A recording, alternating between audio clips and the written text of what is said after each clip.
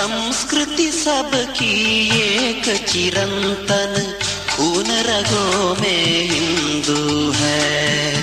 संस्कृति सबकी एक चिरंतन, खून रगों में हिंदू है। विराट सागर समाज अपना, हम सब इसके बिंदु है।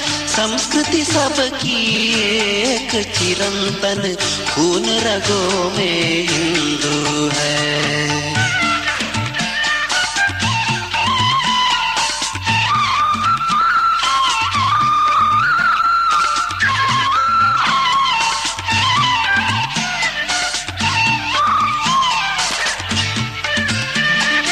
राम कृष्ण गौतम की धरती, महावीर का ज्ञान यहाँ।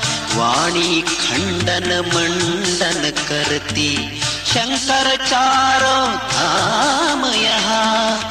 जितने दर्शन राहे उतनी, चिंतन का चैतन्य भरा। पंथ खालसा गुरुपुत्रों की, बलिदानी यह पुण्य धरा। अक्षयवट अगणित शाखाएं, जड़ में जीवन हिंदू है। संस्कृति सबकी एक चिरंतन, खून रगों में हिंदू है।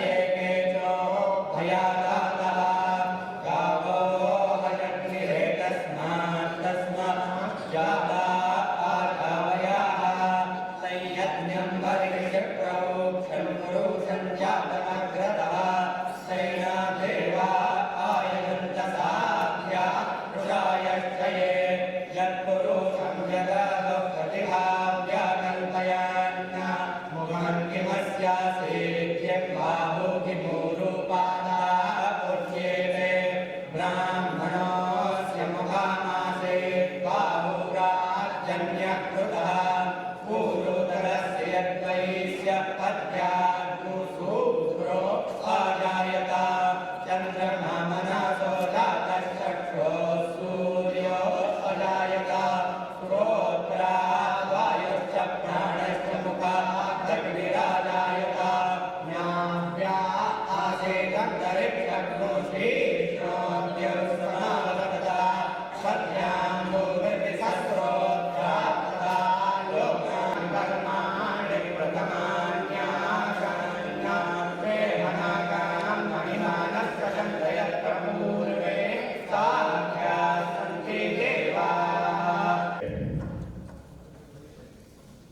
मंच पर उपस्थित हैं शारदा पीठाधीश्वर शारदा पीठ द्वारिकाधाम गुजरात के परम पूज्य श्री शंकराचार्य जी, आपके स्वागत के लिए मैं आमंत्रित करता हूं अपने विभाग के सद्भाव कार्य प्रमुख श्री राजेश जी लिटोरिया को। वो आए और पूज्य शंकराचार्य जी का स्वागत करें।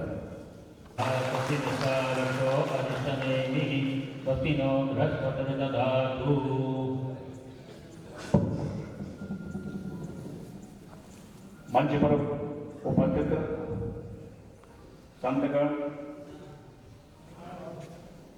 श्री श्री 1008 श्री प्रेमदास जी महाराज घरौना हनुमान जी मंदिर मोरेना, आपके स्वागत के लिए मैं आमंत्रित करता हूं श्री योगेंद्र जी महाभाई आए और स्वागत करें।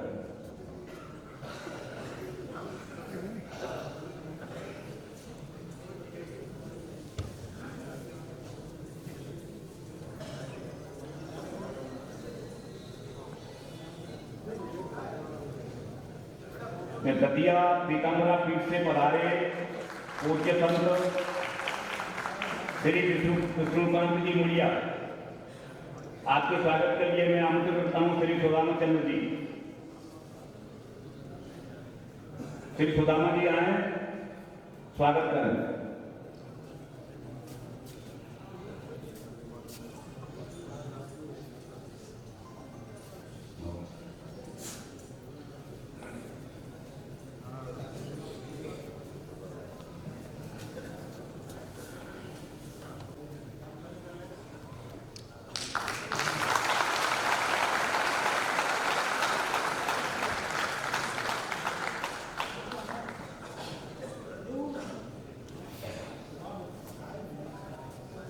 महामंडलेश्वर श्री मुक्तानंद गिरी बापू जी, ब्रह्मर्षि जनार्दन स्वामी आश्रम, छत्रपति संभाजीनगर महाराष्ट्र के स्वागत के लिए मैं आमंत्रित करता हूं श्री बालकृष्ण जी शर्मा आए तो स्वागत करें।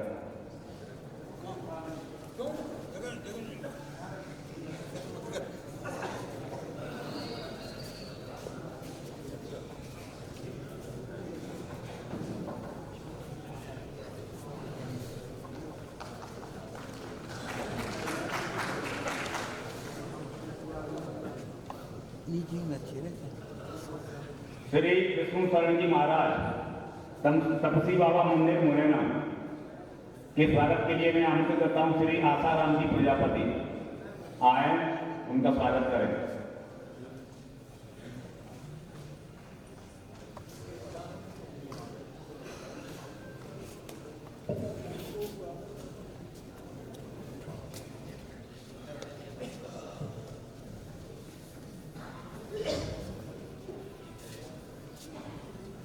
श्री शिवराम दास जी महाराज वाल्मीकि मंदिर जेल रोड मुरैना के स्वागत के लिए आमंत्रित करता हूं श्री गिरिराज जी शर्मा को आए और वो पूज्य संत का स्वागत करें।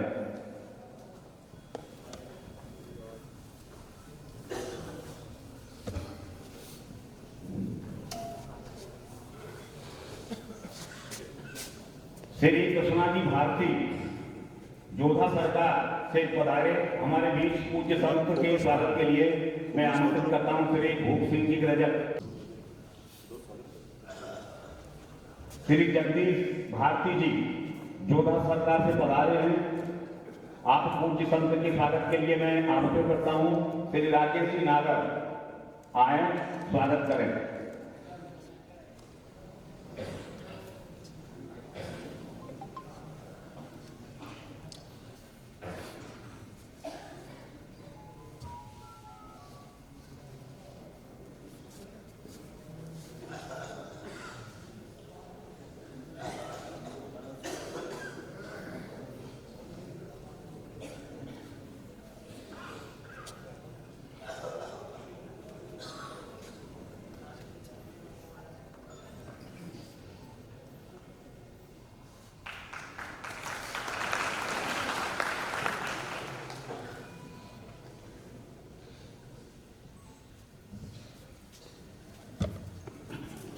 स्वागत।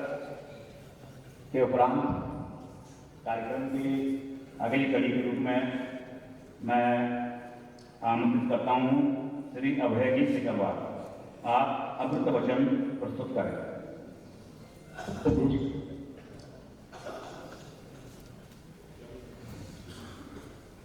वचनों की सुरक्षा का बिन बोले अविवचन है।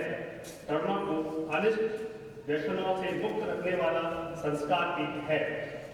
समाज पर अकस्मात आने वाली विपत्तियों अथवा संकटों में त्वरित निरपेक्ष सहायता मिलने का आशा केंद्र है। महिलाओं की निर्भयता एवं सभ्य आचरण का आश्वासन है। दुष्ट तथा देशद्रोही शक्तियों पर अपनी दाग स्थापित करने वाली शक्ति है। और सबसे प्रमुख बात यह है कि समाज जीवन के विभिन्न क्षेत्रों में योग्य कार्यकर्ता उपलब्ध कराने हेतु योग्य प्रशिक्षण देने वाला विद्यापीठ है।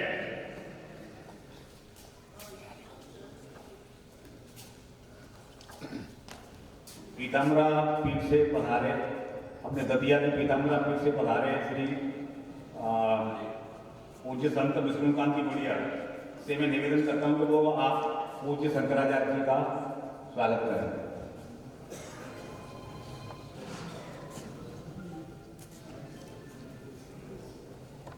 शंकराचार्य जी का स्वागत करें।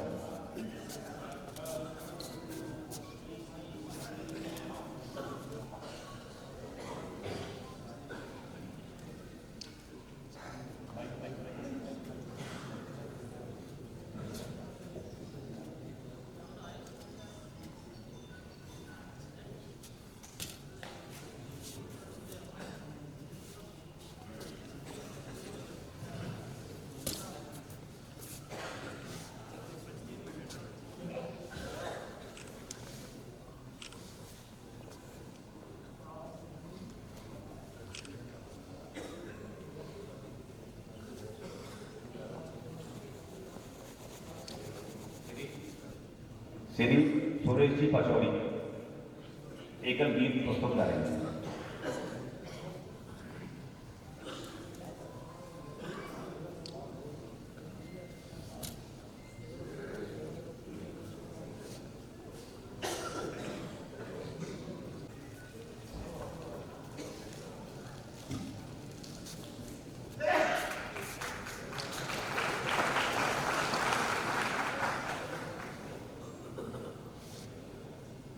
अपने मध्य उपस्थित राष्ट्रीय स्वयंसेवक संघ में वर्षों से कार्य कर रहे श्रीमान अशोक जी अग्रवाल क्षेत्र कार्यवाही से निवेदन करता हूं कि वो अपने उद्बोधन से हम सबको लाभान्वित करें।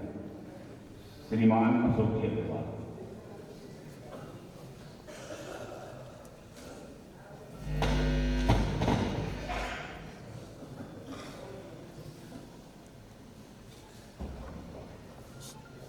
उपस्थित परम पूजनीय शारदा पीठ के संघाचार्य माननीय श्री प्रज्ञानंद जी, मंच पर उपस्थित संत समुदाय, इस सभागार में उपस्थित विभिन्न समाजों से पधारे हुए आत्मीय स्वजन एवं माता बहन,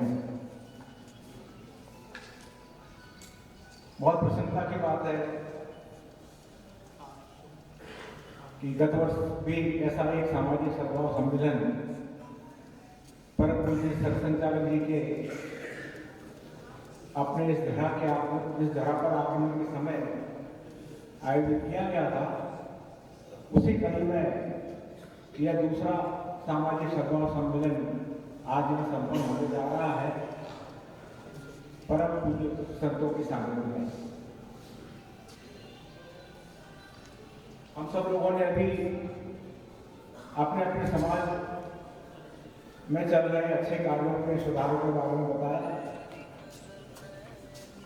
अभी कार्यकर्ताओं से आपसी वार्तालाप कर रहे थे तो ध्यान में आया, लोगों ने बताया गत वर्ष जो अपना सम्मेलन हुआ था उसमें तो लोग थोड़ा कम बोले थे, लेकिन अभी जो कुछ समय पूर्व अपना एक सत्र समाप्त हुआ है इसमें आप ध्यान में आया कि आप सब लोगों ने खुलकर बोला।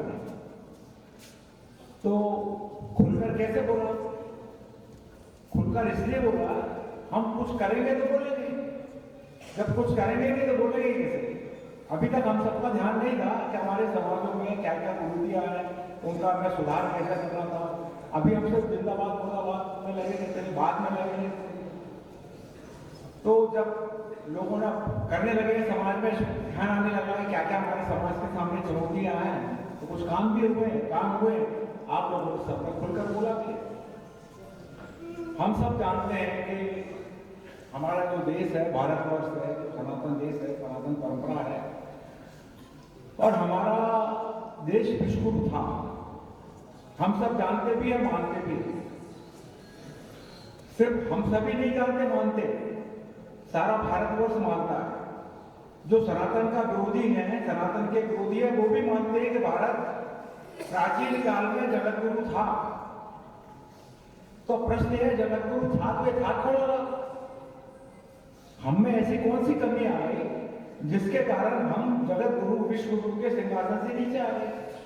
और सिंहासन से नीचे ही नहीं आ गए तो हमारी क्या स्थिति हो गई? हम सब लोगों ने इतिहास में पढ़ा, 1, 2, 5, 10, 25, 50 साल नहीं, 100, 200 साल भी नहीं, हम 700, 800 वर्षों तक गुलाम रहे। 700, 800 वर्ष, यानी इसका अंदाज लगाइए आप कितनी पीढ़ियां निकल गई। 25 साल के लिए एक पीढ़ी निकाल जोड़े तो हमारी 25-30 पीढ़ी हमारे पूर्वज एक गुलामी के प्रतंत्र के काल में उनको रहना पड़ा।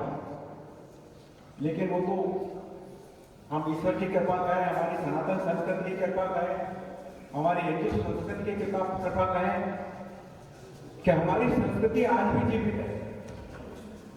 बाकी जो एक 7वीं शताब्दी में जो आक्रमण हुआ इस्लाम का, और इस्लाम के आक्रमण ने दुनिया के अनेक देशों को अपने चपेट में ले लिया, अपने देश में भी आया, लेकिन अपने देश में आने के बाद भी हमारी ये सनातन संस्कृति आज जीवित है।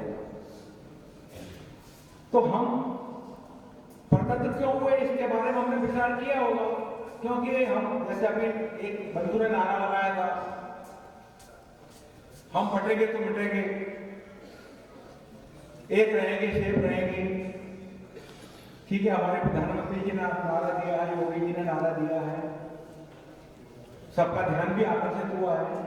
तो वास्तव में मूल कारण यह था कि हम प्राचीन काल में बटे हुए, विभिन्न जाति पंथों में बटे हुए थे। हम अपना हिंदुत्व का भान भूल गए थे। हम कौन है, हमारे संस्कार क्या है, हमारी परंपरा क्या है, हमारा स्व क्या है, हम ये भूल गए थे। आज पुनः हम धीरे धीरे उसको स्मरण कर रहे हैं, पुनः हम सब अपने स्व की ओर लौट रहे हैं, और उसका परिणाम भी हम देख रहे हैं। हमारे देश को हम खोया हुआ प्राचीन स्थान ऐसा लग रहा है कि धीरे धीरे प्राप्त होते दिखे। सारा देश अब भारत की स्वीकारता को मान रहा है। हमारे परम पूज्य सरसंघचालक जी अभी कुछ समय पूर्व जबलपुर में थे, वो 1-2 माह पूर्व मैं भी वहां उस कार्यक्रम में था। कुटुंब प्रबंधन का एक बड़ा कार्यक्रम था, पूरे जबलपुर के सबरांत लोग थे वहां। उन्होंने बोलते हुए एक बात कही थी, उन्होंने कहा था दुनिया की जो सारी स्थिति है, दुनिया में जो संघर्ष चल रहा है, उस संघर्ष को देखते हुए उन्होंने कहा था या तो ये दुनिया समाप्त हो जाएगी, या तो ये दुनिया आगे कुछ वर्षों में चल के समाप्त हो जाएगी, अन्यथा हमारा कार्य सफल होगा। यानी भारत पुनः विश्वगुरु बनेगा, पुनः भारत विश्वगुरु बनेगा, अन्यथा ये दुनिया सफल हो जाएगी। और दोनों ही बातों में हमारा नुकसान नहीं है। कैसे नहीं है? भारत विश्वगुरु बना तो हम इसके लिए काम कर ही रहे, और जब दुनिया समाप्त हो जाएगी हम भी नहीं रहेंगे तो उसमें नफा नुकसान का कोई प्रश्न नहीं। तो आवश्यकता इस बात की है कि जब हम इस ओर जा रहे हैं, विश्वगुरु की ओर बढ़ते हुए जा रहे हैं, तो हम सब अपने हिंदुत्व को और प्रगाढ़ता बढ़ाते हुए, अपने अपने स्व को पहचानते हुए, एक 5 बातें हमारे परम पूज्य जी हम सबको करने बताई है। उन 5 बातों को, उन 5 बातों को समाज, अपने अपने समाजों के अंदर, आप सब लोग इतने समाज सुधार के काम कर रहे हैं, तो और भी इन 5 बातों को लेकर अपने प्रत्येक परिवार में ये संस्कार पहुंचे, तो उनका स्मरण हमको करना फलीभूत होगा। पहली बात है, मैंने जैसा कहा था, संस्कार पक्ष की कमी है। आज हमारे नई पीढ़ी के बच्चों को संस्कार नहीं मिल पा रहे हैं, विद्यालय में नहीं मिल पा रहे, घर नहीं मिल रहे, तो संस्कार देने के लिए एक व्यवस्था बने। हमारा जो परिवार परंपरा है, कुटुंब परंपरा है, वो धीरे धीरे कमजोर होती जा रही है। अमेरिका के पूर्व राष्ट्रपति रहे बराक ओबामा ने कहा था कि भारत की जो कुटुंब व्यवस्था है, सारी दुनिया को उससे सीखने की आवश्यकता है। कुटुंब परंपरा है, वो सीखने की आवश्यकता है, लेकिन हमारे स्वयं भारत में हमारी ये कुटुंब परिवार व्यवस्था धीरे धीरे कमजोर होती जा रही है। तो परिवार के अंदर सब आज हमने देखा है कि परिवार टूट रहे, छोटे परिवार हो गए और बच्चों के विवाह पहली चीज तो हो नहीं रहे। हमने भ्रूण हत्या इतनी कर दी कि बच्चों की कमी हो गई। विवाह जो बच्चे हैं, अभी एक सर्वेक्षण हुआ था भारतवर्ष में 45%, 45% युवा 29 वर्ष से अधिक आयु हो गई है उनकी, और 45% संख्या है जिनका विवाह नहीं हुआ, क्योंकि बच्चे नहीं, विवाह नहीं हो रहे। तो कुटुंब के साथ बैठे हैं, जो हमारी कमजोरियां हैं, बुराइयां हैं, तो आपस में चर्चा करें, बच्चों को संस्कार कैसे दें, उसकी एक चिंता करें। दूसरी एक समाज की समस्या है समरसता की। आज हमें कितना अच्छा समरस वातावरण यहाँ दिख रहा है।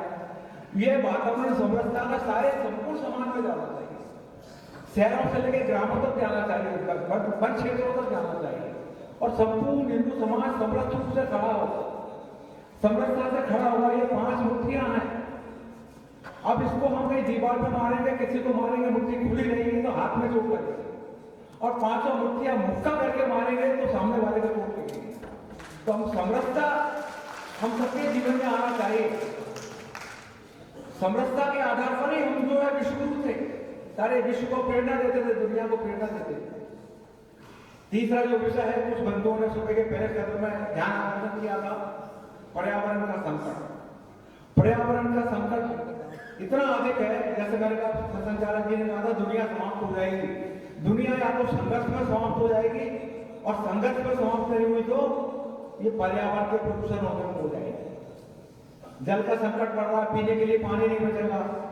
बड़े बड़े जो बर्फ के पहाड़ हैं, मील लंबे, वो पहाड़ टूट कर गिर रहे हैं। देखा मौसम में कितना परिवर्तन आ रहा है।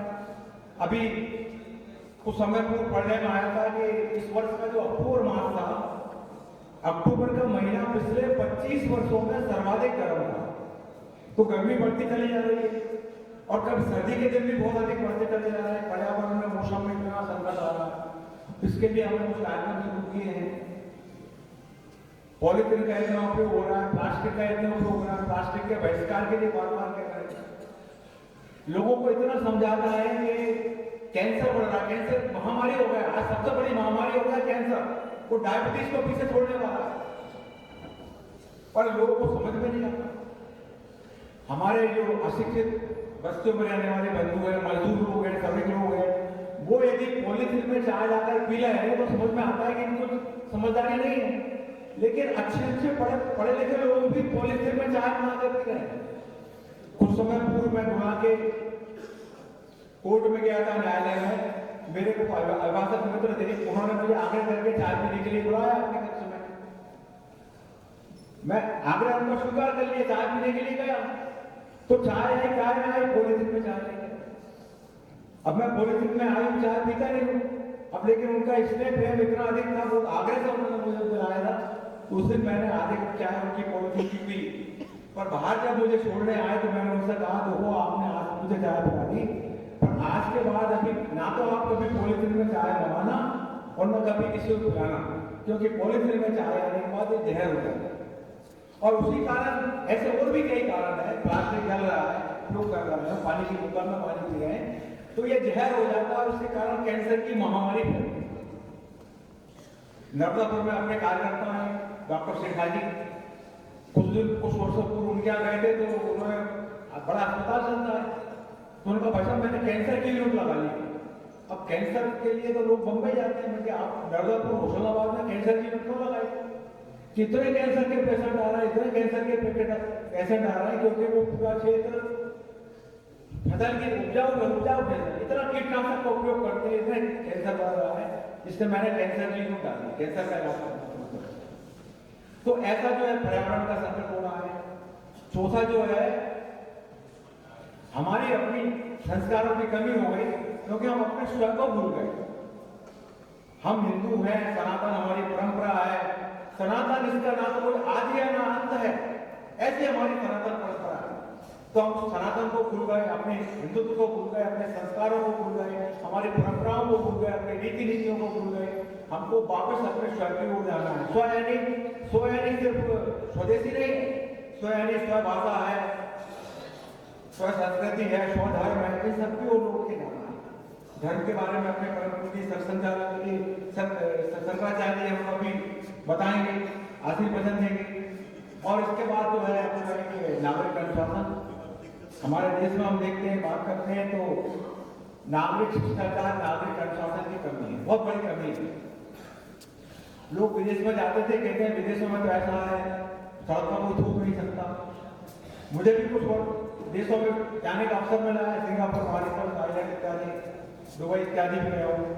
वास्तव में वहां देखते हैं तो सड़क इतनी स्वच्छता रहती है कि थूकेंगे तो ऑटोमेटिक आपको जुर्माना लग जाएगा। आज सुबह एक शाखा पे जाना हुआ, शाखा पे गए तो वहां अपना शिशु मंदिर का परिसर था, तो परिसर में घूम रहे थे, देखा कि अब विद्यालय है, छुट्टियां भी नहीं चल रही है, विद्यालय लग रहे होंगे, पर जगह जगह वो पाउच के टुकड़े पड़े हुए थे पूरे परिसर में। सर कुछ तो मैंने उठा के जितना मैं कर सकता साफ करने का प्रयत्न किया।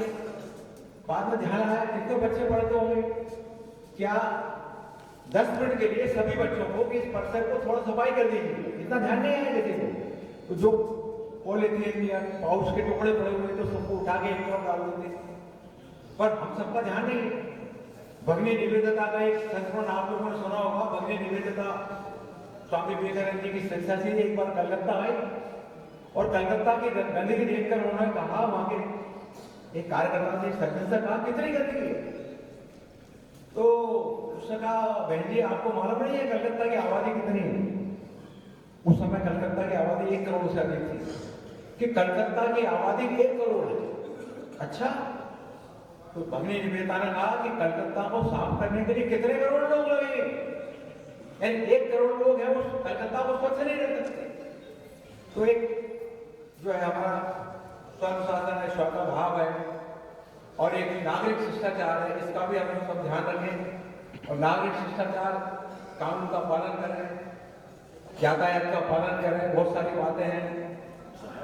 नागरिक शिष्टाचार की यदि हम बात करें, सब लोग अपने कर्तव्यों का पालन करने लगेंगे नागरिक शिष्टाचार में, तो आज हमारे देश की, सारी दुनिया की जो सबसे बड़ी समस्या है करप्शन की, भ्रष्टाचार की, वो करप्शन भी समाप्त हो जाएगा।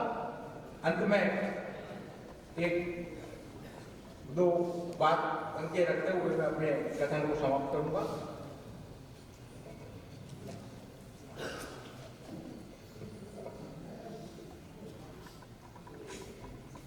श्रेष्ठ जीवन की धरोहर, श्रेष्ठ जीवन की धरोहर पूर्वजों से जो मिली है, विश्व की सुख शांतिदायी जो यहाँ संस्कृति पली है उसे रखना चिरंतन, है उसे रखना चिरंतन। मृत्यु का भी सर कुचल कर चल रहे हैं चरण अगणित ध्येय के पथ पर निरंतर, चल रहे हैं चरण अगणित ध्येय के पथ पर निरंतर। जय हिंद।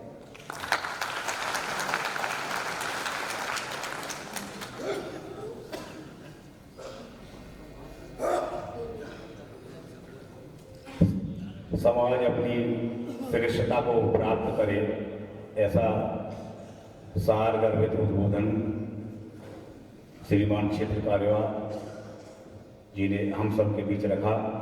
बहुत बहुत धन्यवाद। कार्यक्रम की अगली कड़ी के रूप में मैं एकल गीत के लिए श्री सुरेश जी पचौरी को आमंत्रित करता हूं कि वो आए और एकल गीत प्रस्तुत करें। यह गीत दोहराना नहीं है, अकेले सुरेश जी पचौरी ही गाएं।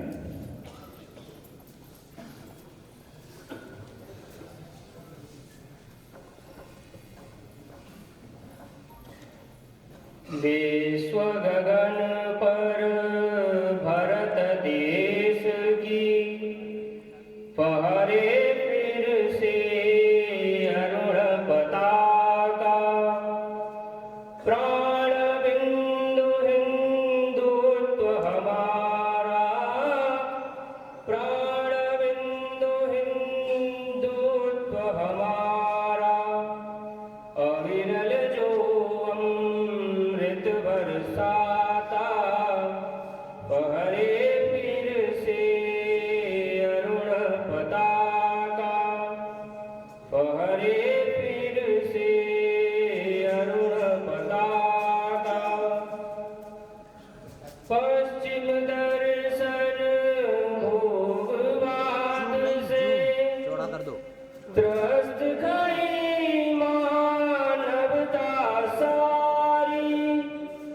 वायु जल का घोर प्रदूषण, विकास रचना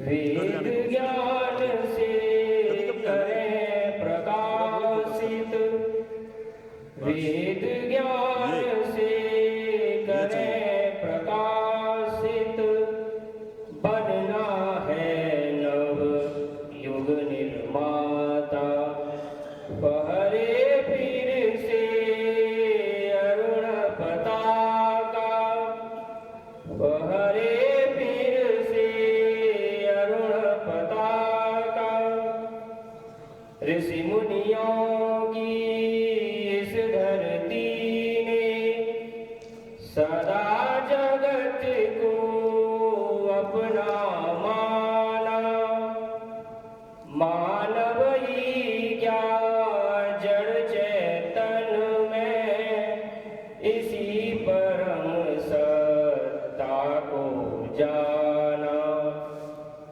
एक सत्य अनगिन रूपों में, एक सत्य अनगिन रूपों में, सुख शांति आनंद प्रदाता, पहरे फिर से अरुण पताका, पहरे फिर से अरुण पताका, बलशाली ही भूमंडल पे मान प्रतिष्ठा वैभव पाए, शक्ति के श्रेष्ठ तत्व भी जाते हैं जग में ठुकराए,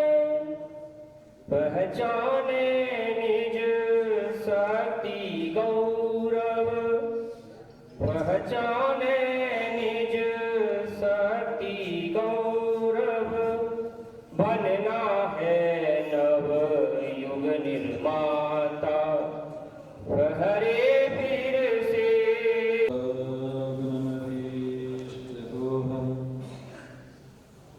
तीर्थास्पदं शिविरञ्चनतं शरण्यं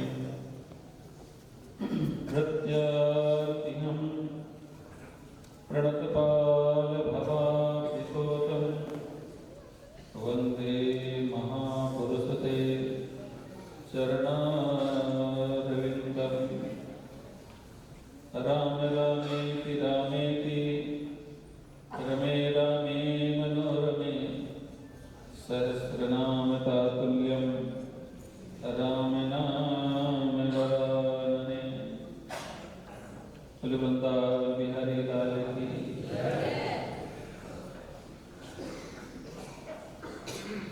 हरिनाम संकीर्तन, इसके बाद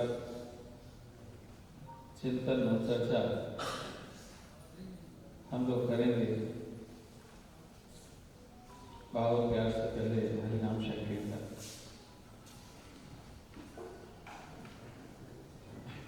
श्री राम जय राम जय जय राम, श्री राम जय राम जय जय राम, श्री राम जय राम जय जय। फोकस पब्लिक की तरफ भी कर सकते हैं ऐसे में, पूरा मंच दिखा दो, पूरा मंच दिखाइए इसे। श्री राम जय सामाजिक सद्भाव समिति समस्त काम हो रहा है।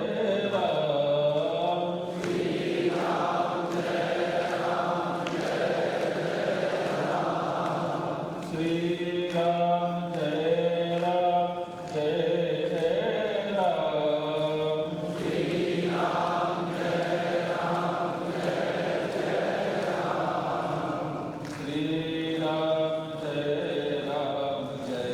जय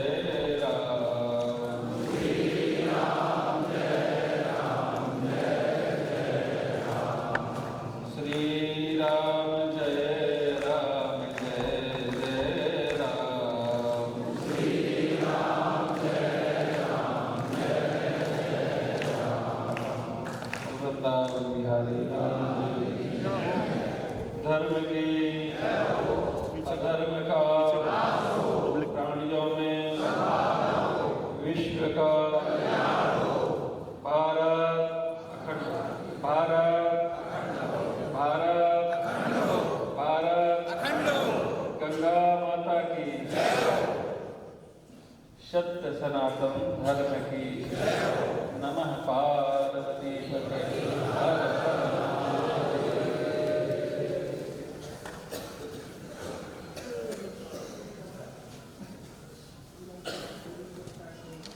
हमने यहाँ से श्री राम जय जय राम संकीर्तन करवाया और आपने बिना सोचे बिना समझे बिना बुद्धि लगाए बिना कोई राग द्वेष की प्रवंचना से मुक्त होकर के आपने सबने एक भाव से एक रस से इस संकीर्तन में भाव से भाग ले लिया। बताइए, यह जो नाम है, जो बिना किसी लाग लपेट के सब एक रस में एक भाव में युक्त हो जाते हैं, ऐसा धर्म, ऐसा नाम जो सद्भाव से जोड़ दे, और सद्भाव से जोड़ने का इससे सुंदर उपक्रम और कौन सा हो सकता है। बिना सोचे बिना समझे आप सब लोग एक भाव से तल्लीन हो गए भगवान के नाम में। तो ध्यान रखिए, भारत भूमि धर्म भूमि, भारत भूमि धर्म भूमि है, और इस धर्म भूमि में हम कोई भी कार्य करते हैं, जन्म से लेकर के मृत्यु पर्यंत तक, प्रातःकाल जागने से लेकर के विश्रांति तक, हम प्रत्येक कार्य को करने के साथ में पहले देखते हैं कि यह धर्म के अनुकूल है कि नहीं है। पाप और पुण्य का विचार करते हैं, सद और असत का भी विचार करते हैं, विवेक का परिचय देते हैं, और हर जगह पर हम धर्म को देखते हैं यह धर्म के अनुकूल है कि नहीं है। अर्थात भारत भूमि का यदि कोई प्राण है तो वो है धर्म। यही धर्म है जिसने हमको सबको संकीर्तन के माध्यम से एक साथ एक रस में जोड़ दिया। यही धर्म है जो आप अभी कुंभ में जाएंगे तो कुंभ में वहां कोई नहीं पूछने वाला कि तुम किस जाति के हो, कोई नहीं पूछने वाला तुम किस क्षेत्र के हो, कोई नहीं पूछने वाला कि तुम गोरे हो कि काले हो, कोई नहीं पूछने वाला तुम धन वाले हो कि निर्धन हो। वहां पर समरसता का इससे श्रेष्ठ उदाहरण कुंभ से अच्छा और कहीं और मिल नहीं सकता। ध्यान रखिएगा, सनातन धर्म ही है जो समरसता, सद्भाव, सद्विचार और सदाचरण से जोड़ सकता है, क्योंकि सनातन धर्म वास्तव में सनातन धर्म है, कोई संगठन नहीं है, कोई गिरोह नहीं है। क्योंकि यदि गिरोह होता, संगठन होता, तो वो किसी की संपत्ति को हरण करने के लिए, किसी के अधिकार को हरण करने के लिए कार्य करता। लेकिन ये सनातन धर्म है जिसने आरएसएस जैसा संगठन दिया, जिसने संत और सन्यासी दिए, जिन्होंने समाज को देने का कार्य किया, त्याग करने का कार्य किया। आप विचार करें, क्योंकि आरएसएस के लोग बहुत ही यहाँ पर उस विचारधारा से जुड़ने वाले लोग बहुत हैं, इसलिए इस संगठन का नाम ले रहा हूँ, इस विचारधारा का नाम ले रहा हूँ। संघ में कोई भी व्यक्ति जाता है, कोई प्रचारक के रूप में जाए, स्वयंसेवक के रूप में जाए। अभी मेरे साथ में कोई गुप्ता जी बैठे थे, वो भी उनकी 3 पीढ़ियां संघ से जुड़ी हुई हैं। लेकिन 3 पीढ़ियों ने भी आज तक कुछ नहीं मांगा। हम मुंबई में हैं अभी चतुर्मास के बाद से अनवरत रूप से, वहाँ दाभोलकर परिवार है, उनकी तीसरी पीढ़ी हमारे पास में आती है जो संघ से जुड़ी हुई है, और वो तीनों पीढ़ी सिर्फ समाज को देती रही है संघ के माध्यम से, समाज के लिए कुछ करती रही है, समर्पण के भाव से करती रही है, त्याग के भाव से करती रही है। अर्थात कहने का अभिप्राय मेरा ये है कि सनातन धर्म किसी का अधिकार का हनन नहीं करता है, किसी के अधिकार का अतिक्रमण नहीं करता है। सनातन धर्म वो है जो दो लोगों को देना जानता है, लोगों को समर्पित करना जानता है। सेवा का पर्याय यदि कोई है तो वो सनातन धर्म है। समाज में कुछ देने का, समाज में कुछ देने का, त्याग का कोई स्वरूप है तो वो सनातन धर्म है, और इसीलिए सनातन धर्म है। धर्म वही होता है जो शाश्वत हो, नित्य हो,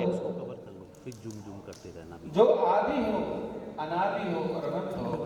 सबका आदि है, पर लेकिन सनातन का कोई आदि नहीं है।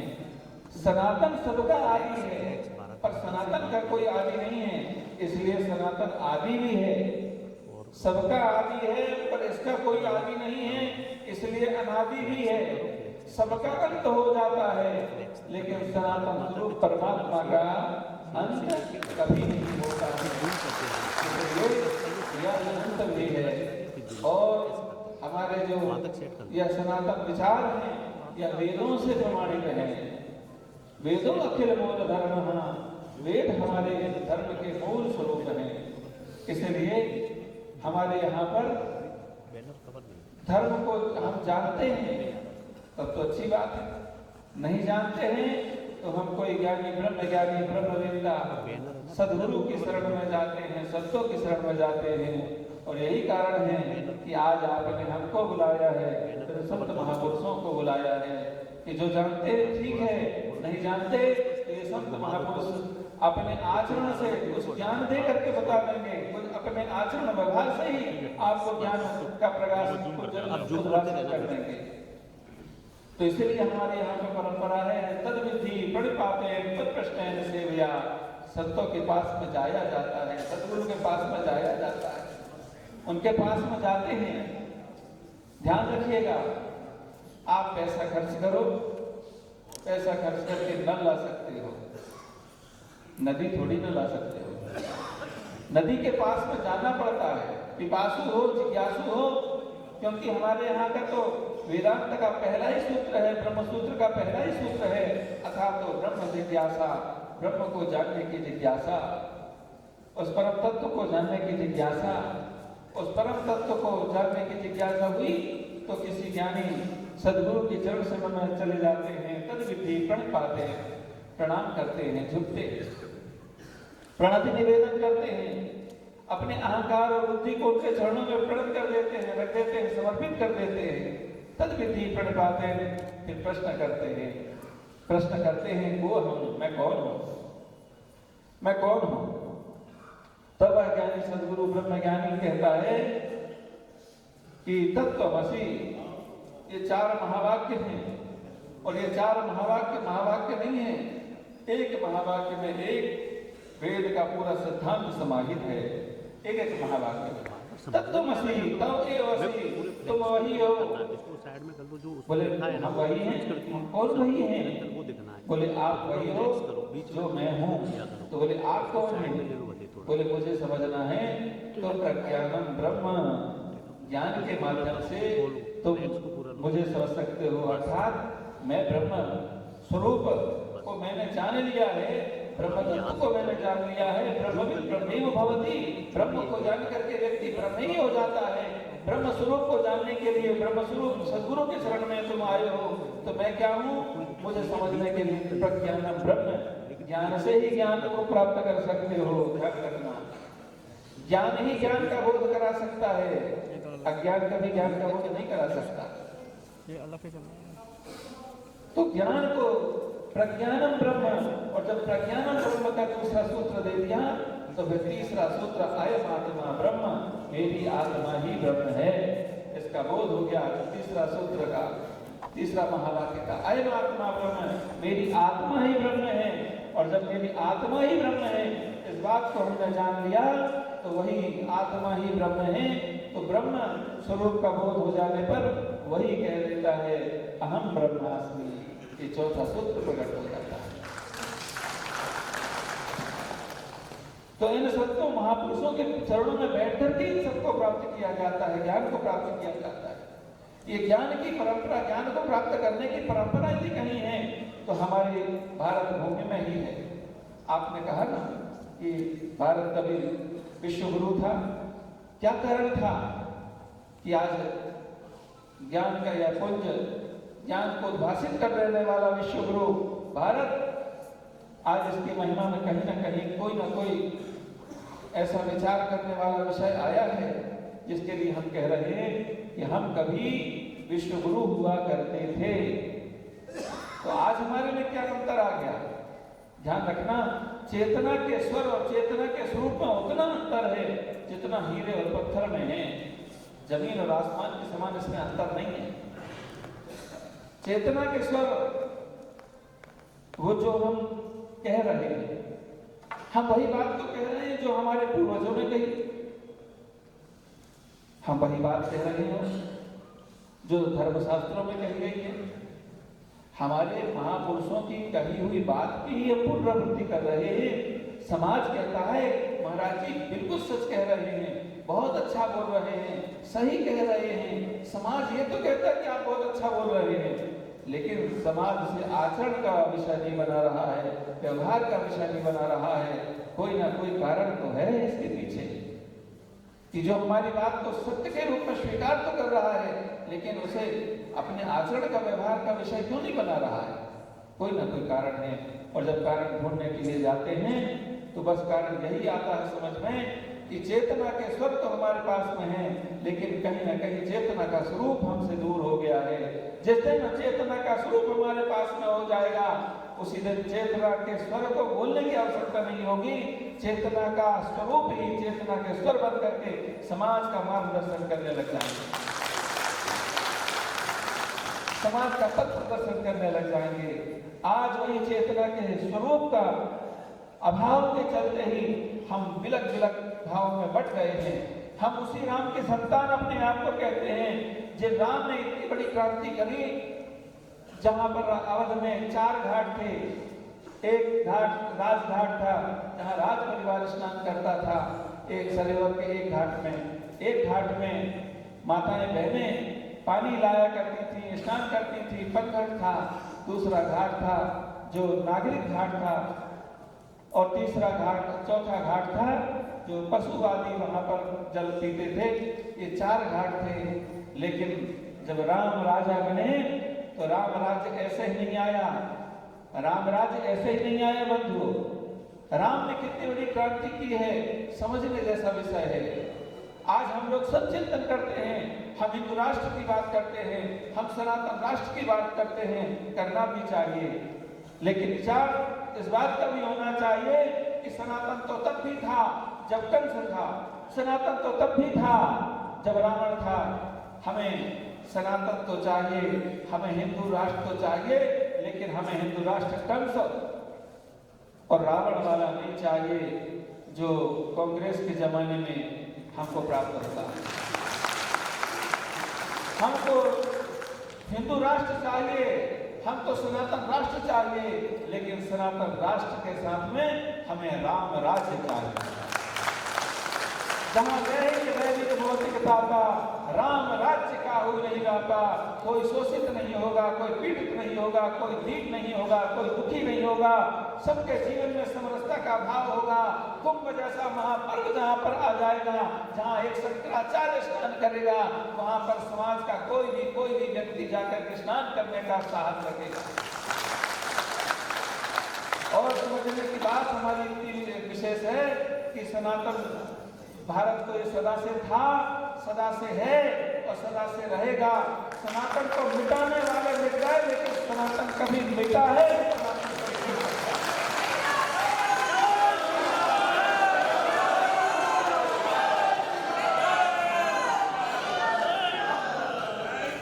सनातन को कोई मिटा नहीं सकता। सनातन को मिटाने वाले मिट जाएंगे, सनातन कभी मिट नहीं सकेगा। सनातन आदि अनादि और अनंत है। सनातन साक्षात परमात्मा का स्वरूप है। सनातन समाज को दिशा देने वाला, आत्मचेतना देने वाला, बोध देने वाला स्वरूप है। इसलिए सनातन कभी मिट नहीं सकता। हमें सनातन की चिंता नहीं है, आज चिंता इस बात की है कि हमें सनातन विचार से हम कहीं न कहीं हम दूर हो रहे हैं, और इस सनातन विचारों से दूर होने के चलते ही हम विश्व गुरु के स्थान पर कभी प्रतिबद्धित थे, आज हम वहां से कहीं न कहीं दूर होते चले जा रहे हैं। उन सनातन विचारों को हमको प्राप्त करना है। हमारे पास में वो ज्ञान की अपार संपदा है, जिसके लिए विश्व के तमाम दार्शनिक कहते हैं हमको तो एक सूत्र दे दो, हमें ये 3 सूत्र नहीं दे सकते, तो हमको मृत्युर्माम अमृतम गमय, इतना मात्र दे दो तो हम अपने समझेंगे कि हमारा कल्याण हो गया। एक तरफ हमारे सारे जितने भी चिंतन है उनको सबको ले लो, सारा चिंतन एक तरफ रख दो पाश्चात्य का, और एक सूत्र मात्र हो जाता है तमसो वाम ज्योतिर्गमय। ज्ञान पुंज को प्रकट करने वाला ये भारत भूमि का वेदों का सिद्धांत, यही वेदों का सिद्धांत हमारा कल्याण कर सकता है, और समाज में समरसता भी पैदा कर सकता है, और सद्भाव भी पैदा कर सकता है, और सद्विचार भी पैदा कर सकता है। और यही सद्भाव सद्विचार हमको सदाचरण की सीख दे सकते हैं। ध्यान रखिएगा, हमें वो राम के विचारों से संकल्पित होना चाहिए जिन राम ने 4 घाट में से 3 घाट रहने दिए, एक बड़ी क्रांति कर दी, पनघट को रहने दिया, पशु के घाट को रहने दिया, लेकिन नागरिक घाट को, राजघाट को एक कर दिया, जहां पर राजा भी वहीं स्नान करेगा और अवध का एक नागरिक भी वहीं पर स्नान करेगा। इतनी बड़ी समरसता, इतना बड़ा सद्भाव, इतना बड़ा सद्विचार देने वाले राम राज्य की कल्पना अब हो चुकी है, क्योंकि राम लला की भी प्रतिष्ठा हो गई है। और ध्यान रखिएगा, भारत भूमि का महत्व बहुत बड़ा है, बहुत प्रबल है। मत सोच लीजिएगा कि भारत भूमि एक भूमि का टुकड़ा मात्र है। भारत भूमि धर्म भूमि है, और धर्म भूमि है तो जब तक भारत भूमि में ध्यान रखना, हम कहते हैं ईश्वर सर्वभूतेषु, सारा विश्व वसुधा क्या है? ईश्वर सर्वभूतेषु, सारा विश्व वसुधा भगवान का ही रूप है। सर्वम खलविदं ब्रह्म, हम वेदांतिक रूप वेदांती कहते हैं, कण कण में वो परमात्मा व्यापक रूप में व्याप्त है। एवरीवेयर ऑल द टाइम, हर क्षण में वो है, हर क्षण में वो है, कहीं उसका कोई कमी नहीं है, कहीं कहीं उसका अभाव नहीं है, सारे विश्व में वही व्यापक रूप में व्याप्त है। ये तो हम कहते तो हैं, लेकिन ध्यान रखना, सारे विश्व में भगवान यही व्याप्त हैं, व्यापक रूप में वही विराजमान है। लेकिन समझने वाला विषय ये है कि शरीर का कोई एक अंग विकृत हो जाता है, खराब हो जाता है, कोई भी अंग विकृत हो जाए, खराब हो जाए, हम उसे अलग कर देते हैं, फिर भी जीवन चलता रहता है। लेकिन जब हृदय में धड़कना बंद हो गई, फिर शरीर का कोई मूल्य नहीं रह जाता। उसी तरह से सारा विश्व परमात्मा के अंग है, लेकिन भारत भूमि हृदय है, और इस हृदय में जो धर्म की धड़कन धड़क रही है, वो भी धर्म की धड़कन कौन सी? सनातन धर्म की धड़कन धड़क रही है, हिंदू धर्म की धड़कन धड़क रही है। और जब तक ये धर्म की धड़कन धड़क रही है, सारा विश्व वसुधा सुरक्षित है, संरक्षित है। जिस दिन धर्म की धड़कन धड़कना बंद हो जाएगी भारत भूमि से, सारी विश्व वसुधा प्रलयकारी महाप्रलय में परिणित हो जाएगी। इसलिए सावधान हो जाना चाहिए हमें। इस धर्म की रक्षा हम अपने लिए नहीं कर रहे हैं, सनातन की रक्षा, सनातन विचारों की रक्षा, वैदिक सिद्धांतों की रक्षा क्यों आवश्यक है? कि वैदिक सिद्धांत बचे रहेंगे, सनातन बचा रहेगा, तो सारा विश्व बचा रहेगा।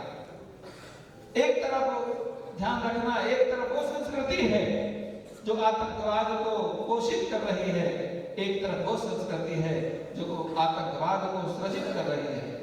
दोनों तरह की जो संस्कृतियां सारे विश्व में पनप रही हैं, पल रही हैं, बढ़ रही हैं।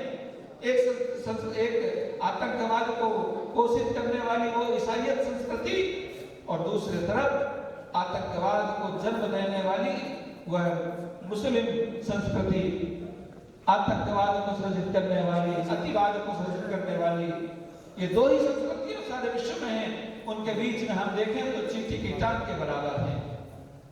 हमारा अस्तित्व कितना है?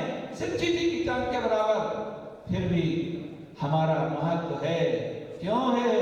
इसीलिए है अंधकार कितना ही प्रबल क्यों ना हो, अंधकार कितना ही घना और घनघोर क्यों ना हो, लेकिन एक तीली जल जाती है घनघोर से घनघोर अंधकार को मिटा देने में और समर्थ सक्षम होती है। हमारे पास में ज्ञान का पुंज है, हमारे पास में सनातन का प्रकाश पुंज है, और यही सनातन प्रकाश पुंज समाज में भी नहीं सारे विश्व को दिशा दे सकता है, दृष्टि दे सकता है, और सारे विश्व को एक सुख और शांति और समृद्धि आयाम को प्रशस्त करने का सामर्थ्य यदि किसी में है तो हमारे सनातन विचारों में है। हम ही तो हैं जिसने कहा विश्व का कल्याण हो, हम ही तो हैं जो कहते हैं सर्वे भवन्तु सुखिनः सर्वे सन्तु निरामयाः। हम ही कहते हैं कि धर्म की जय हो। हमने ये कभी नहीं कहा कि फलाने धर्म का जय हो या फलाने धर्म का नाश हो। हमने कहा है जो धर्म से जुड़ने के लिए तैयार है, जो धर्म के जीवन को स्वीकार करने के लिए तैयार है, जो धर्म के जीवन को अपने जीवन में अंगीकार करने के लिए तैयार है, उसकी यहाँ भी जय होगी, और यहाँ से जाने के बाद में परमात्मा के लोक में यदि वो जाएगा तो वहां भी उसकी जय जयकार हो जाएगी। विश्व के हमारे उदार चेता ऋषियों ने कहा है, ध्यान रखिएगा, सद्भाव का सनातन से अच्छा उदाहरण और कोई मिल नहीं सकता। ये संत, ये ऋषि, ये महापुरुष, ये जहां जिनका ये संवाहक बन करके आज यहाँ पर बैठे हैं, इनके ही जिनके संवाहक बने हैं, इनके ही महापुरुषों ने कभी कहा है उदार चरितानाम वसुधैव कुटुंबकम। सारा विश्व वसुधा, बोले कोई गांव नहीं है, ये विश्व एक ग्लोबल विलेज नहीं है, ये वैश्विक बाजार नहीं है जहां विनिमय चलता हो, व्यापार चलता हो। ये कोई गांव नहीं है जहां बहुत सारे परिवार रहते हैं, सबकी समस्याएं हैं, अपनी अपनी समस्याओं को तुम अपना अपना सुलझाओ, अपना अपना समझो। हमने गांव नहीं कहा है, ग्लोबल विलेज नहीं कहा है, हमने बाजार नहीं कहा है, हमने इस दुनिया को माना है तो परिवार माना है, कुटुंब माना है। उदार चरितानाम वसुधैव कुटुंबकम, कुटुंब माना है, क्योंकि सारे विश्व की समस्या हमारी अपनी समस्या है। क्योंकि सर हमने यही कहा, ईश्वर सर्वभूतेषु हृदयेषु अर्जुन तिष्ठति। जो परमात्मा हमारे हृदय में वास करता है वही सारे विश्व के संपूर्ण समग्र चेतनाओं में वास करता है। हमारा अस्तित्व संसार से अलग नहीं है। हम जो कर रहे हैं, हम जो सोच रहे हैं, वो हमारा चिंतन, हमारी क्रिया, हमारा आचरण सारे समाज को प्रभावित करता है। इसलिए आज जो सम्मेलन रखा गया है ये सद्भाव सम्मेलन है। सद्भाव, यदि हम सद्भाव का विचार रखेंगे, हम सद्भाव का आचरण करेंगे, सद्भाव का चिंतन करेंगे, तो ध्यान रखिए सारे समाज को एक करने से, एक होने से कोई रोक नहीं सकेगा। आज कहीं ना कहीं ये प्रश्न तो खड़ा हुआ है कि कहीं हम बट गए हैं।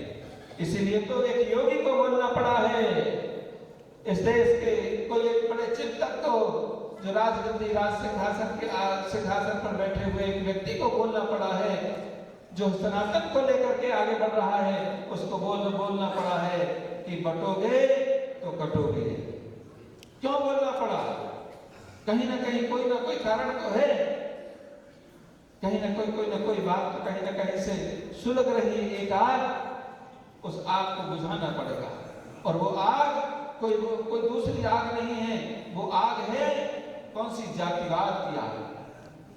आज जातियों का महत्व नहीं रह गया है। आज होटल में जाते हैं, कहीं भी जाते हैं, कोई पूछता है तुम किस जाति के हो? कोई नहीं पूछता। आज भोजन, आज जब विवाह समारोह होते हैं, कोई नहीं पूछता तुम किस जाति के हो, किस जगह के हो, कौन हो, कहाँ, कैसे हो, कोई नहीं पूछता। लेकिन ध्यान रखना, जब जब चुनाव आते हैं तब तक जातियां नहीं पूछे जाते, उस समय पर जातिवाद उत्पन्न हो जाता है। जहां जहां धर्म की बात आती है, सनातन धर्म की बात आती है, सनातन धर्म को जोड़ने की बात आती है, सनातन धर्म जोड़ने की बात करता है, तब तब ये वाद पैदा हो जाता है। और ध्यान रखना, वाद दो तरह का होता है। एक वाद वो है जो हमारे अध्यात्म का है, जो वादे वादे जायते तत्वबोधा, वाद वाद में हम उस परम तत्व को, परम ब्रह्म को जान लेते हैं। लेकिन एक वाद ये राजनीति का दिया हुआ है, ये एक वाद जो कांग्रेस जैसी सत्ता का दिया हुआ है, जो जातिगत जनगणना करवा करके हमको बांट करके हमारे सनातन धर्म को नष्ट भ्रष्ट करने की चेष्टा कर रहे हैं। एक तरफ बात तो उठती है कि देश को हमने आजाद कराया। हाँ, तुमने देश को आजाद कराया। मुझे कथा वो याद आती है राजा नल की और दमयंती की। राजा नल के समान कोई सुंदर नहीं था और दमयंती के समान भी कोई सुंदर नहीं था। राजा नल और दमयंती का विवाह हुआ। शनि देव दमयंती से विवाह करना चाहते थे, लेकिन दमयंती ने राजा नल को वर्ण कर लिया। कारण शनि का प्रकोप हुआ, राजा नल का सारा राजपाट नष्ट हो गया, राजपाट छोड़ना पड़ा, जंगल में जाकर के दर दर की ठोकरें खानी पड़ी। राजा नल ने देखा ये परम सुंदरी राजकुमारी आज मेरे कारण देखो तो कैसे कष्ट, पीड़ा, दुख, वेदना को सहन कर रही है,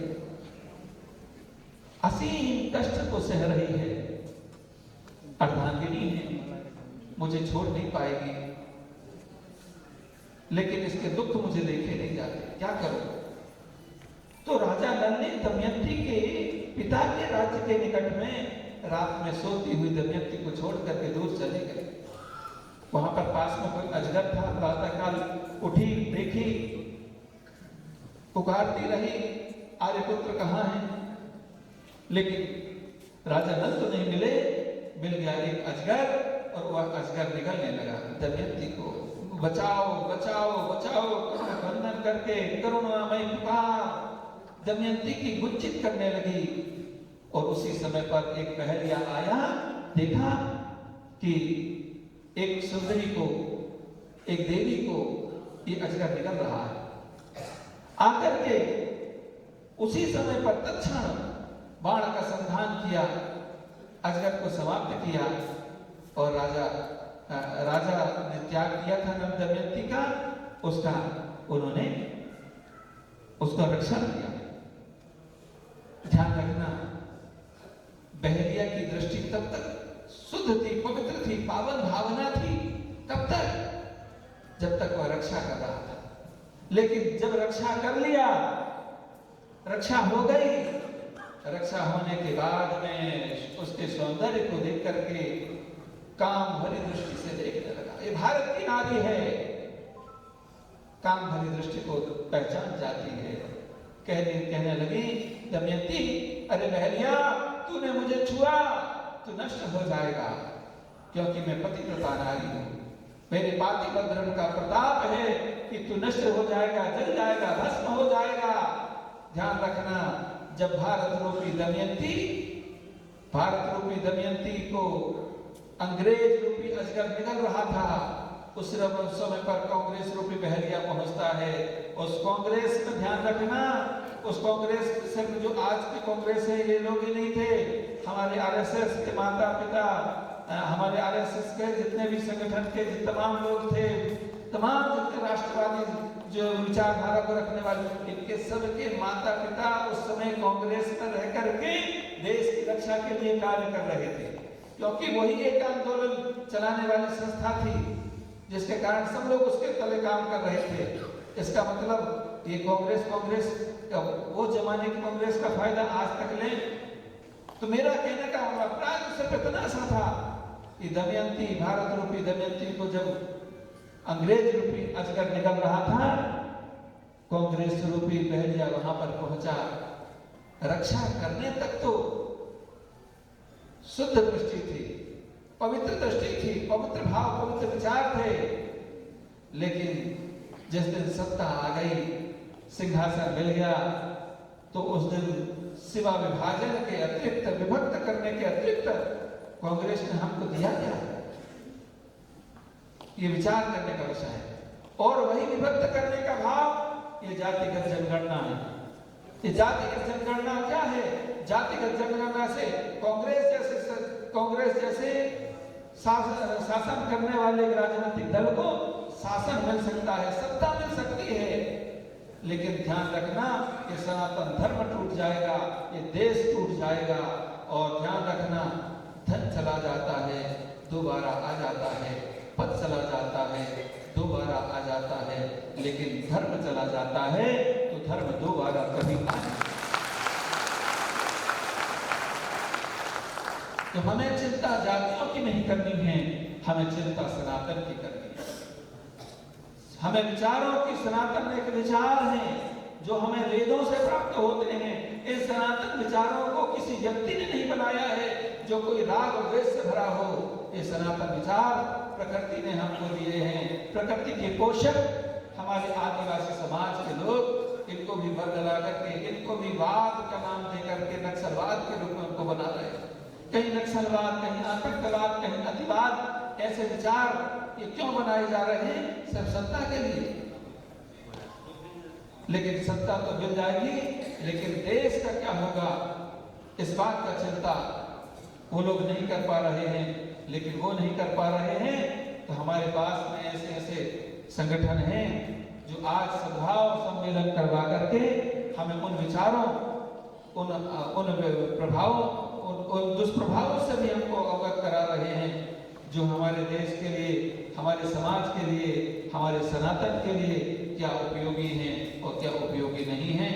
दोनों को हमको विचार करना है, दोनों विचारों को हमको समझना है।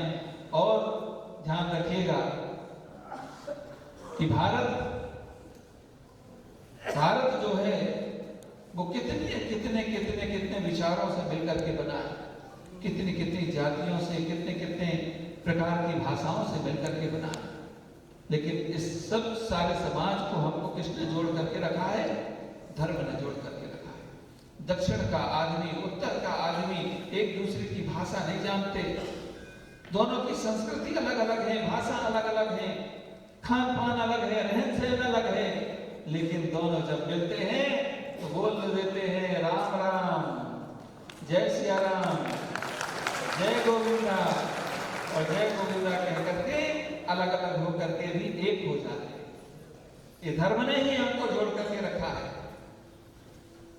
ध्यान रखिए, भगवान आदि शंकराचार्य जी महाराज ने चारों पीठों की स्थापना की, और चारों पीठों की स्थापना करके के उन्होंने विचार दिया। तो क्या विचार दिया? उन्होंने विचार दिया कि अद्वैत मत का, कि हम अलग अलग हैं, एक ज्योति के रूप अनूपा, एक ही ज्योति है, वही एक परम तत्व है, उसके ही अलग अलग हम अंश हैं। तत्वतः हम सब एक हैं। ब्रह्म सत्यम जगत मिथ्या, जीवो ब्रह्मो वही ना परः, जीवो ब्रह्मो वही ना परः। जीव और ब्रह्म अलग अलग नहीं है, अर्थात जगत और जगदीश अलग अलग नहीं है। हमारे उदार चेता ऋषियों का यही तो दर्शन रहा है, यही उनका ज्ञान रहा है, यही उनका संदेश रहा है। देखने में हम अलग अलग लग रहे। और ध्यान रखिएगा, हमने उस विराट स्वरूप की, जगदीश की कल्पना किस रूप में की है? कुल सहस्रशील कहा, सहस्रपुर कहा, नमः सुनंताय सहस्र मूर्ति, जिसके हजारों सिर हैं, हजारों कान हैं, हजारों अंग हैं। वह कौन है? वह हजारों कान वाला, हजारों आंख वाला, हजारों सिर वाला वह विराट पुरुष कौन है? हमसे भी लोग पूछते हैं, महाराज आप तो अच्छे पद में बैठे हुए हैं, आप अच्छे गुरु के शिष्य हैं, संत हैं, सन्यासी हैं, क्या आपने भगवान को देखा है क्या? हम कहते हैं भैया हमने भगवान को देखा नहीं, हम भगवान को देख करके ही जो कुछ बोलते हैं, भगवान को देख करके ही बोलते हैं। ये सामने हजारों सिर वाला, हजारों आंख वाला, हजारों कान वाले, ये सामने बैठा ये कौन है? ये सब जगत के रूप में जगदीश ही तो है।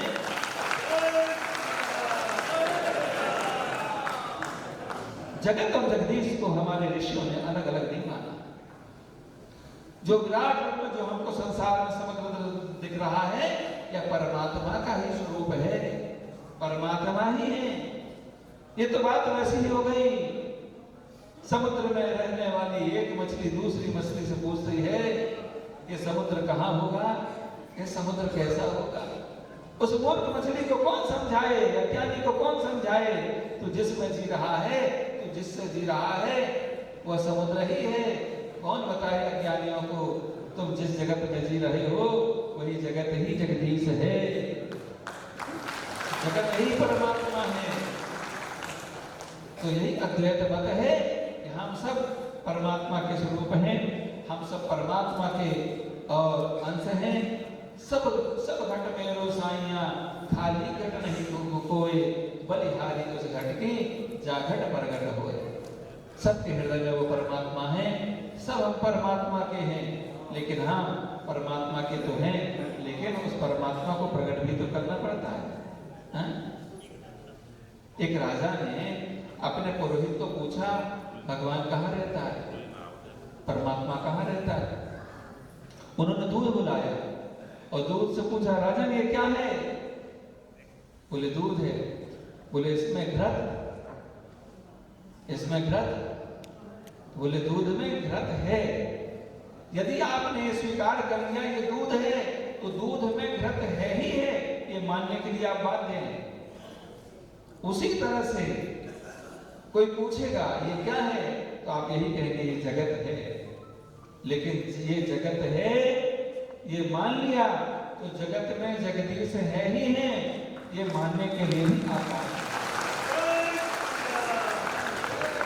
लेकिन समझने की बात सिर्फ इतनी सी है, जगत में जगदीश है, दूध में घृत है, लेकिन दूध से दीपक नहीं जलाया जा सकता।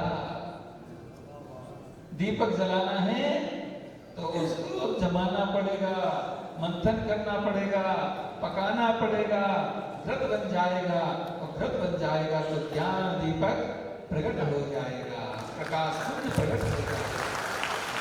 उसी तरह से जगत में जगदीश हैं, लेकिन उन जगदीश को मनोमंथन के द्वारा, चिंतन के द्वारा प्रकट करना पड़ता है। पिछले वर्ष भी आपने सद्भावना सम्मेलन रखा, उस सम्मेलन को सिर्फ लोग देखने आए थे, समझने आए थे, लेकिन देख लिया, समझ लिया तो चिंतन भी प्रकट हो गया। और आपने अभी अभी बताया कि वो आज इस बार सबने मुखर होकर के बोला, समाज के चिंतन को आपने रखा। कैसे रखा कि पिछली बार का जो आपने सद्भाव सम्मेलन किया उसने सबके हृदय में चिंतन की ज्वाला, चिंतन के दीपक को प्रकट कर दिया, चिंतन के भाव को प्रकट कर दिया। ऐसे चित्त में चिंतन देने वाले सद्भाव सम्मेलन परम आवश्यक हो गए हैं, क्योंकि विघटनकारी शक्तियां सनातन धर्म को ही नष्ट नहीं करना चाहती हैं, विश्व के सद्भाव को भी मिटा देना चाहती है, समाज के सद्भाव को मिटा देना चाहती है। और हमारे सद्भाव का टूटना ही तो था जो भारत माता के टुकड़े धर्म के आधार पर हो गए। धर्म के आधार पर भारत माता के टुकड़े कर दिए, और भारत माँ के टुकड़े करने के बाद में भी कुछ सुअर के बच्चे यहाँ पर रह गए।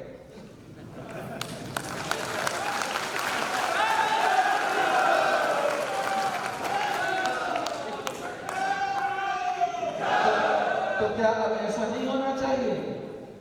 भाई समझने वाली बात यह है, क्या अब ऐसा नहीं होना चाहिए?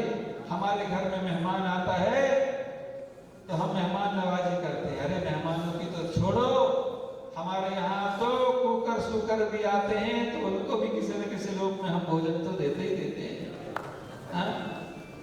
कुकर सुकर की तरह तुम भी पड़े रहो, तुमको भी भोजन मिलेगा, लेकिन ध्यान रखना मेहमान कितना ही प्रिय क्यों ना हो, मेहमान नवाजी करते हैं लेकिन घर का निर्णय तो नहीं करने देते। घर का निर्णय तो घर के लोग ही करते हैं, और घर के लोग, हमने तुमने कहा कि हमको पाकिस्तान चाहिए तो हमने पाकिस्तान तुमको दे दिया, लेकिन हम ये हमारा हिंदुस्तान हमारा है। हिंदुस्तान का निर्णय, वोट देने का अधिकार, संवैधानिक पदों में बैठने का अधिकार सिर्फ सनातन धर्मियों को होना चाहिए, और किसी को नहीं।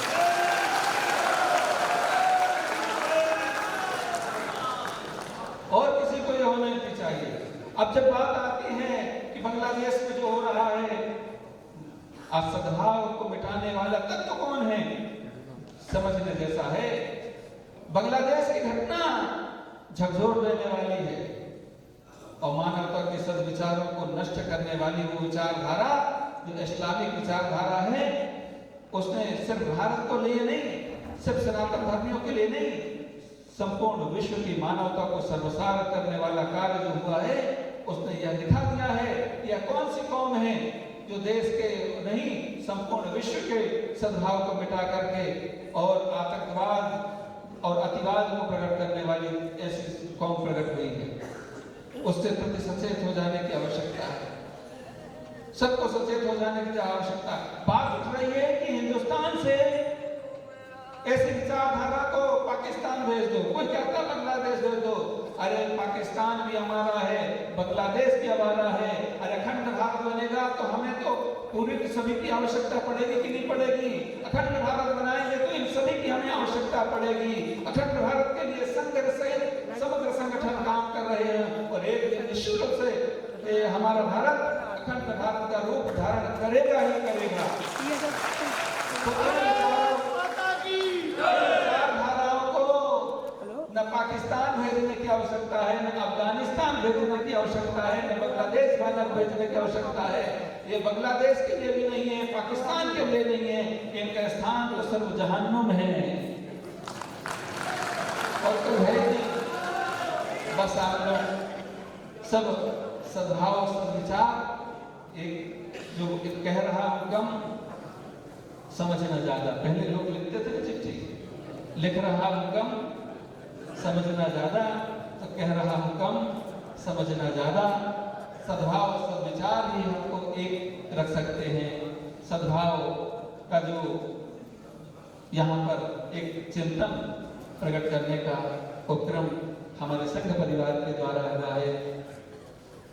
ये विचार चिंतन का रूप धारण करे, आचरण व्यवहार का स्वरूप बने, समाज को एक रखने का स्वरूप बने। ध्यान रखिएगा, अतीत को सम्मान देना है, वर्तमान को समाधान देना है और भविष्य को सही दिशा निर्देश देना है। ये 3 सूत्रों को अपने जीवन में बना करके रखिएगा।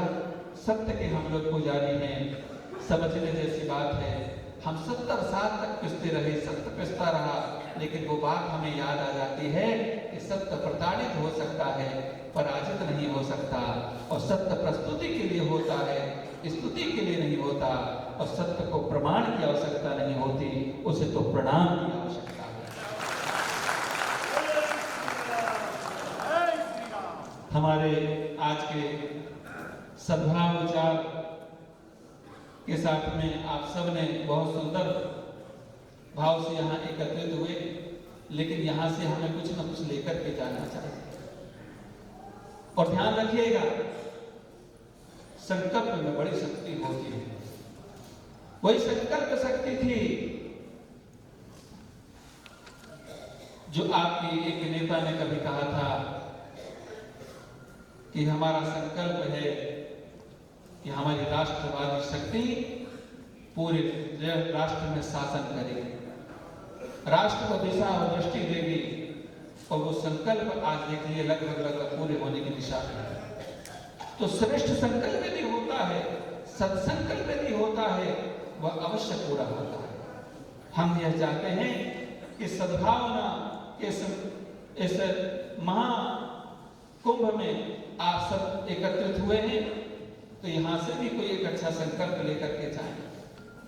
और मैं तमाम हमारे यहाँ के जितने भी जो हमारे विभाग विचारक जी और संघ के जितने आयाम यहाँ पर काम कर रहे थे, इस सद्भाव सम्मेलन को समायोजित करने में, उन सबको बहुत बहुत साधुवाद देता हूँ, बहुत बहुत धन्यवाद देता हूँ।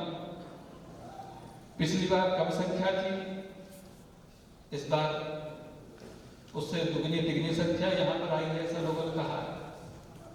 लेकिन ध्यान रखिएगा, संख्या महत्वपूर्ण नहीं होती, विचार महत्वपूर्ण होते हैं।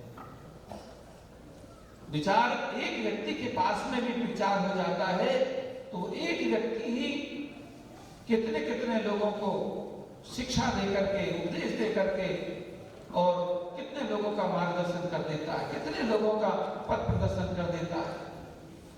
तो यहाँ तो इतने सारे लोग बैठे हैं, इतने सभी लोग यदि सद्भावना से कुछ संकल्प लेकर के जाएंगे तो निश्चित रूप से आपका भी कल्याण होगा।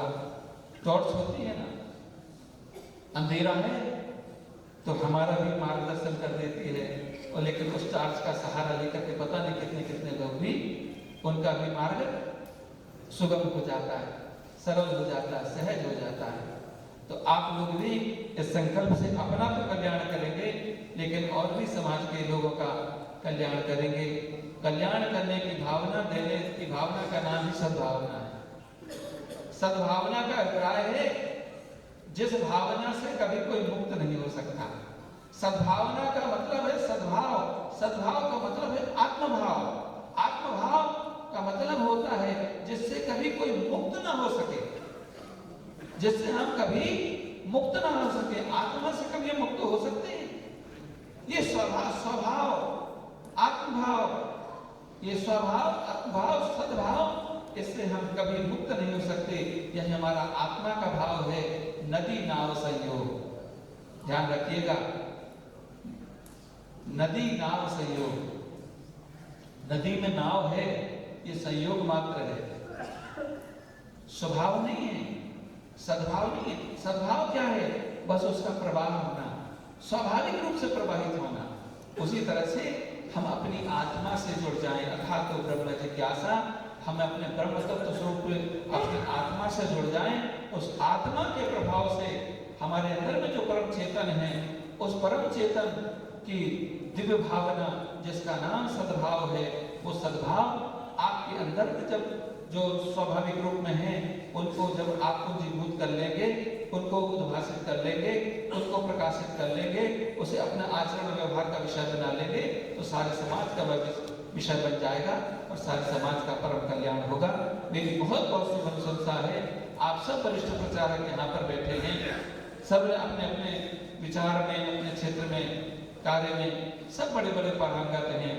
भगवती से प्रार्थना है, मैं तो श्री विद्या का उपासक हूँ, तो श्री विद्या भगवती राजराजेश्वरी ललिता महत्वपूर्ण सुंदरी से यही मैं प्रार्थना करूंगा, आपको दीर्घ जीवन दें, क्योंकि आपका दीर्घ जीवन समाज के कल्याण के कार्य में लगेगा और समाज में आप जैसे महापुरुषों की बड़ी आवश्यकता है।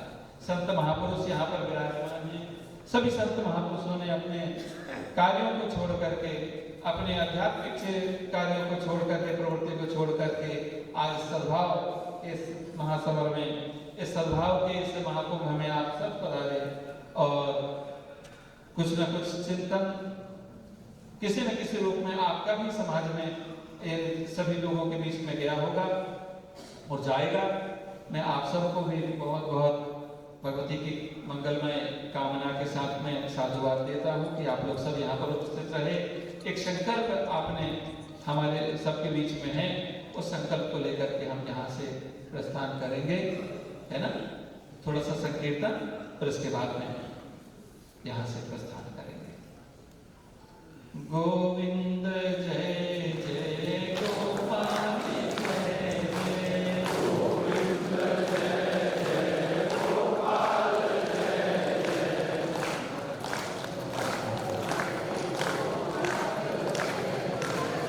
जय, गोविंद जय जय गोपाल जय जय, गोविंद जय जय गोपाल जय जय, राधा रमण हरि गोविंद जय जय, राधा रमण हरि गोविंद जय जय, राधा रमण हरि गोविंद जय जय, राधा रमण हरि गोविंद जय जय, वृंदावन बिहारी लाल की जय। संकल्प को आप सब दोहराएंगे। हम संकल्प करते हैं कि हम अपने समाज के नाते, हिंदू समाज के नाते, भारत की एकता, अखंडता, समानता को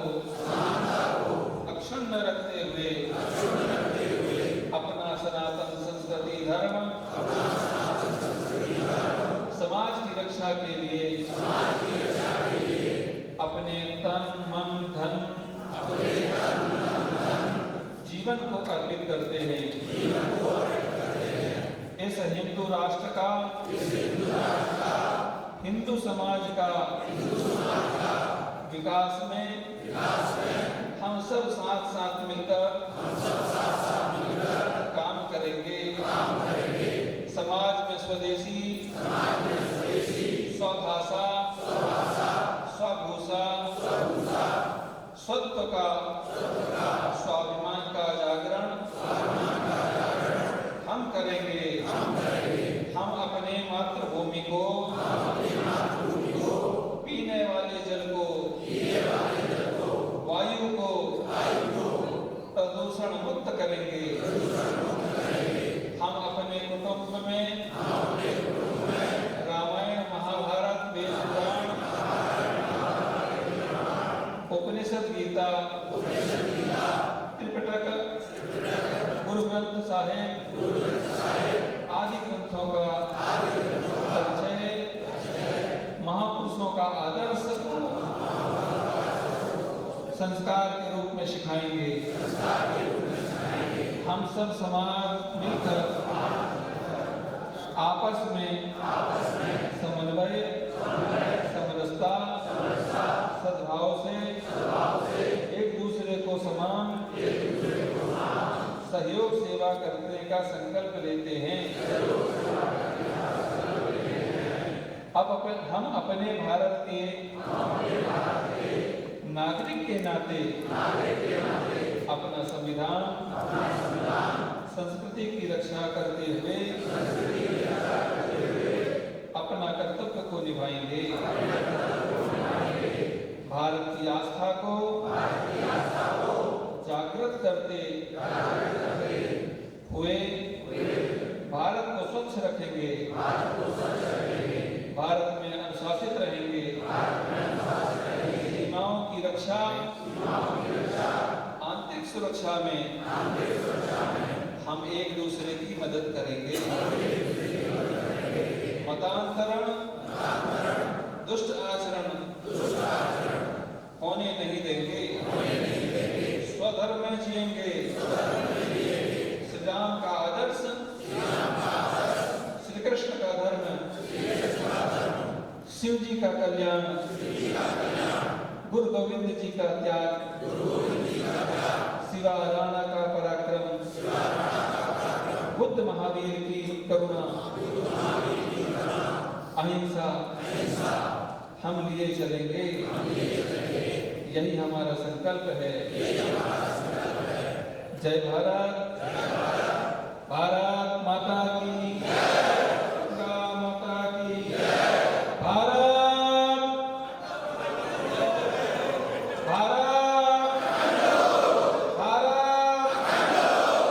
नमः पार्वती पते।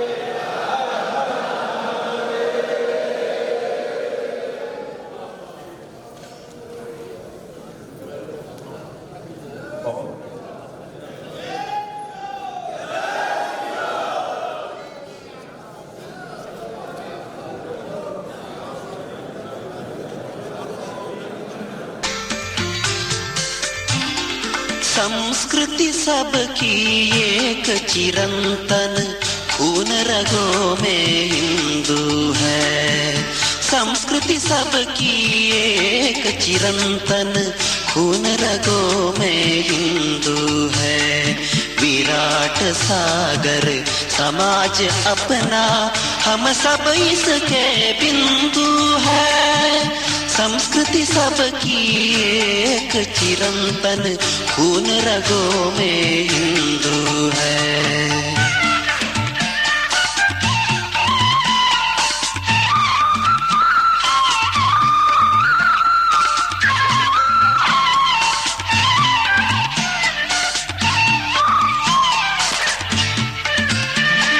राम कृष्ण गौतम की धरती, महावीर का ज्ञान यहाँ। वाणी खंडन मंडन करती, शंकर चारों धाम यहाँ। जितने दर्शन राहे उतनी चिंतन का चैतन्य भरा। पंथ खालसा गुरुपुत्रों की बलिदानी यह पुण्य धरा। अक्षयवट अगणित शाखाएं जड़ में जीवन हिंदू है। संस्कृति सबकी एक चिरंतन खून रगों में हिंदू है।